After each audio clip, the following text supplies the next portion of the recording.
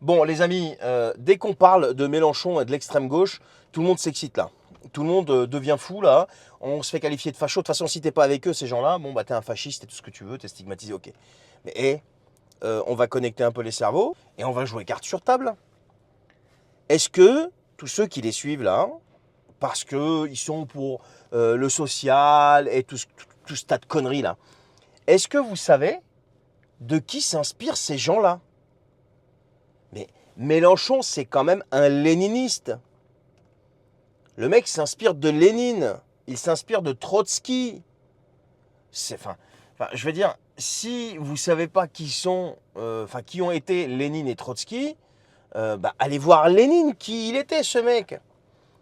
Pour la faire courte, il s'inspire de gens qui ont été, surtout Lénine, les fondateurs d'un régime totalitaire qui, par la suite, a causé des millions et des millions de morts. Il s'inspire quand même de types qui ont inventé le goulag. Il s'inspire de types qui ont envoyé les gens qui ne sont pas d'accord avec eux dans des goulags. En gros, c'est des camps de concentration. Tu vois? C'est ça en fait, c'est de ça qu'il s'inspire. Alors, je parle même pas de l'histoire de Chavez et du Venezuela et compagnie. Mélenchon s'inspire de ça. Et aujourd'hui, cette espèce d'alliance qu'ils appellent le nouveau Front Populaire, c'est quoi en fait? C'est une alliance de plusieurs gauches, donc du Parti Socialiste, du Parti Communiste et la fameuse France Insoumise. Mais qui mène la danse? Ce sont les gens les plus radicaux dans cette formation. Puis bon, Parti communiste aujourd'hui, le Parti communiste français a aussi un passé sulfureux. Ils prenaient, même après la Deuxième Guerre mondiale, ils prenaient leurs ordres directement de Moscou. Je veux dire, faut arrêter de se raconter des histoires. Donc ces gens-là, donc aujourd'hui, qui sont en train de vous expliquer qu'ils vont mettre en place un programme pour le social, redistribuer les richesses et je sais pas quoi.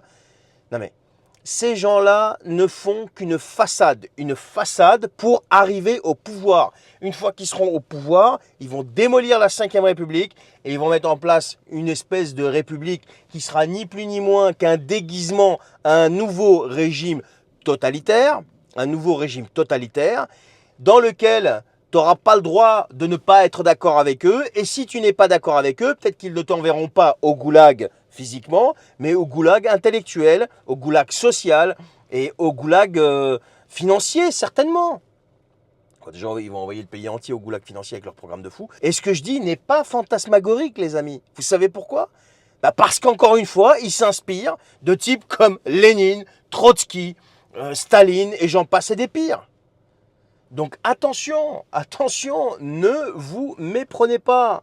Ces gens-là ne veulent que le pouvoir pour installer un nouveau régime totalitaire 2 ou 3.0, point barre. Et je vous assure que c'est ni plus ni moins que ce qui va se passer si ces types arrivent au pouvoir. Regardez rien que les lapsus qui sortent. Clémentine Autain, il faut les éradiquer. Oh non, non, peut-être que le mot est un peu fort. Regardez Louis Boyard. On manipule les gens, il manipule les gens. Il l'a dit dans une vidéo.